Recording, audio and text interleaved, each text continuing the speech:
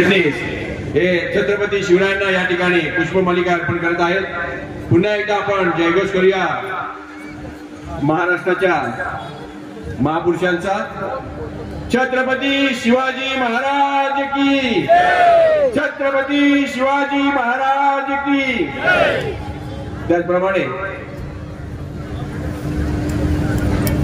गाते साहेब हे दिनेश पांचाळ आमचे मित्र यांनी मंचकावर यायचं आहे। गाते साहेबांना विनंती, भारतरत्न डॉक्टर बाबासाहेब आंबेडकर यांना पुष्पमालिका अर्पण करायची आहे। त्याचप्रमाणे माऊली थोरवे साहेब आणि दिनेश पांचाळ साहेब मी आपल्याला विनंती करतो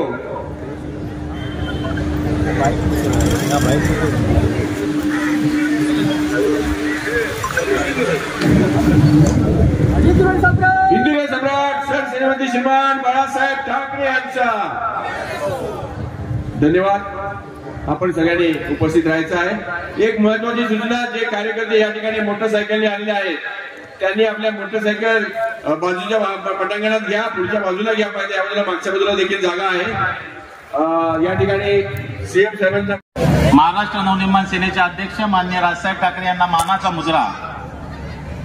या ठिकाणी आजच्या या जाहीर सभेत उपस्थित मंचावरील सर्व महायुतीचे पदाधिकारी आणि समोर जमलेले बंधू भगिनींनो, आपण 18व्या लोकसभेच्या निवडणुकीला सामोरं जात आहोत। अनेक टप्प्यांचं मतदान संपलेलं आहे। त्याचप्रमाणे येत्या 20 मेला मुंबई शहरामध्ये लोकसभेच्या उमेदवारांसाठी मतदान होणार आहे। या ठिकाणी आपण हे मतदान कशासाठी करत आहोत? या देशाची सत्ता कुणाच्या हातात दिली पाहिजे? हा देश कुणाच्या हातात सुरक्षित असेल, विकास असेल, आपला हिंदुत्वाचा वारसा असेल, हे जपण्याचं काम खरं अर्थानं झालं असेल मागच्या 10 वर्षात माननीय नरेंद्र मोदी यांच्या नेतृत्वाखाली। त्यामुळे येणाऱ्या 20 तारखेला माननीय राहुल शेवाळे साहेब यांना प्रचंड बहुमताने विजय करून आपण लोकसभेत पाठवायचंय। यासाठी आपण सर्वजण जमा झालेलो आहोत। या भारत देशामध्ये ज्या प्रकारचा विकास होत आहे, ज्या प्रकारची विकासाची गती आहे, त्याचं श्रेय खरोखर नरेंद्र मोदी साहेब यांचं आहे। आणि या विकासासाठी आणि हिंदुत्वाचा वारसा जपण्यासाठी माननीय राजसाहेब ठाकरे यांनी सुद्धा महायुतीला बिनशर्त पाठिंबा दिला आहे। परंतु महायुतीला बिनशर्त पाठिंबा जाहीर केल्यानंतर अनेकांच्या पोटात दुखायला चालू झालं। काय काय कामवाल्या बाया सुद्धा राजसाहेबांवर बोलायला चालू झाल्या, पण त्या पक्षात नव्हत्या। 2019 त्यांना मी आठवण करून देतो, 2019 साली माननीय आदित्य ठाकरे वरळीमधून विधानसभेची उमेदवारी अर्ज दाखल केला।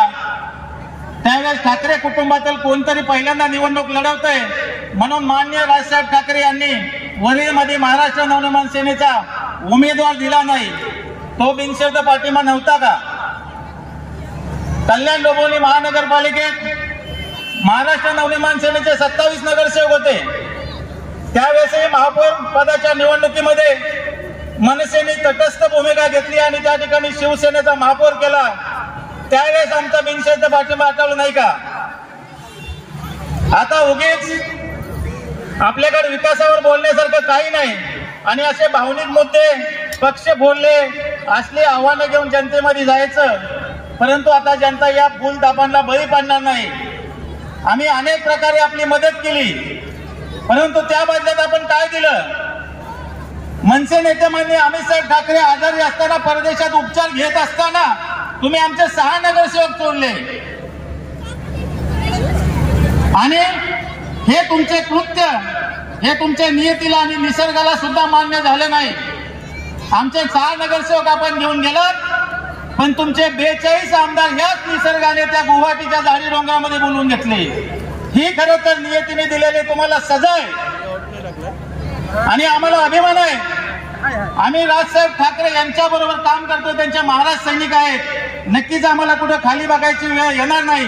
राजसाहेबांची भूमिका ही देशासाठी आणि देशाच्या स्वाभिमानासाठी, हिंदुत्वासाठी आहे. आता आपण मागच्या 10 दिवसात पुणे इथं एकाच मंचावर नरेंद्र मोदी साहेब आणि अमित साहेबांना पाहिलं.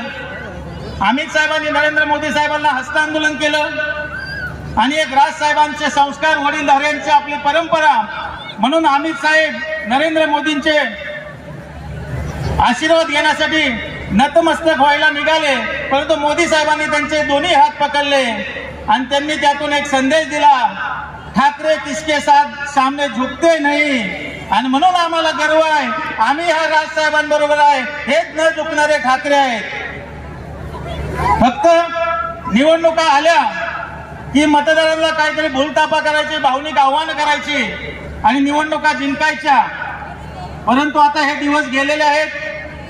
या ठिकाणी फक्त विकास असेल, देशाची सुरक्षा असेल, देशातला नागरिक सुरक्षित असेल, सक्षम असेल तरच लोक तुम्हाला मतदान करतील. आणि या ठिकाणी भारत देश अतिशय योग्य नेतृत्वाच्या हातात आहे, ते म्हणजे नरेंद्र मोदी साहेबांच्या. म्हणून येणाऱ्या निवडणुकीत या संपूर्ण भारत देशात 400 पार नाही तर 500 पार नक्की होतील, अशा प्रकारचं एकंदरीत वातावरण आहे. आपल्या दक्षिण मध्य मुंबईचे उमेदवार मान्य राहुल शेवाळे साहेबांचा आपण प्रवास पाहिला तर नगरसेवकापासून स्टँडिंग कमिटी पासून 10 वर्ष खासदार असा गल्लीपासूनचा दिल्लीपर्यंतचा प्रवास त्यांनी केलेला आहे. आणि त्यांना आपल्या भागातल्या विभागातल्या सर्व समस्यांची जाण आहे. अनेक समस्या सोडवण्याचं काम त्यांनी गेल्या 10 वर्षामध्ये केलेलं आहे. महानगरपालिकेत असतानाही अनेक समस्या त्यांनी सोडवलेल्या आहेत. चेंबूर असेल, अणुशक्तीनगर असेल, आपल्या आजूबाजूच्या भागाची जे पण विकासाच्या योजना असतील त्यासाठी निधी देण्याचं काम माननीय राहुल शेवाळे साहेबांनी अनेकदा केलंय आणि याचा अनुभव आपल्या सर्वांना आहे. मी आज या ठिकाणी चेंबूरमधील सर्वात वाईट परिस्थिती आहे ते SRA प्रोजेक्टची. खऱ्या अर्थाने राहुल शेवाळे साहेब निवडून येतील तर आमची सर्वांची त्यांना विनंती आहे, जे SRAचे प्रोजेक्ट रखडलेले आहेत, 5-5 वर्ष लोकांना भाडी मिळाली नाहीत, लोक बेघर झालेले आहेत, त्या ठिकाणी खऱ्या अर्थाने आपल्याला प्राथमिकता या कामाला दिली पाहिजे. बिल्डिंग लोकांची मनमानी मोडीत काढली पाहिजे आणि जो लोकांना त्रास होतोय तो कुठेतरी थांबला पाहिजे. स्थानिक नगरसेवक असतील, आमदार असतील, यांचे लागेबंद बिल्डिंग लोकांशी असल्यामुळं नागरिकांच्या बाजूने त्यांना भ्रष्ट शब्द काढण्याची सुद्धा हिंमत होत नाही. हे तर खरं आमच्या चेंबूरकरांचं दुर्दैव आहे. अनेक विषय आहेत. चेंबूरमध्ये अनेक तरुण आहेत, बेरोजगार आहेत आणि सर्वात मोठं दुर्दैव म्हणजे चेंबूरमध्ये RCF, BPCL, HPCL, Tata power, ONGC अशा या कंपन्यांमध्ये लाखो कर्मचारी काम करतायत, पण दुर्दैव आहेत ते परप्रांतीय, बाहेरचे आहेत, ओडिसाचे आहेत, आंध्राचे आहेत. परंतु आमच्या स्थानिकाला या ठिकाणी रोजगार मिळत नाहीत. या ठिकाणी या कंपन्यांचं प्रदूषण आमची जनता सहन करते, पण इथले उद्योग आणि व्यवसाय, नोकऱ्या ही बाहेरची लोक करतायत. हे कुठेतरी थांबवण्याचं काम आहे आणि नक्कीच आम्ही महायुती त्यासाठी या पुढील काळात प्रयत्न करू. अनेक जणांना बोलायचं, त्यामुळे मी आपला जास्त वेळ घेत नाही. तुर्तास या ठिकाणी थांबतो. जय हिंद, जय महाराष्ट्र, जय हिंद.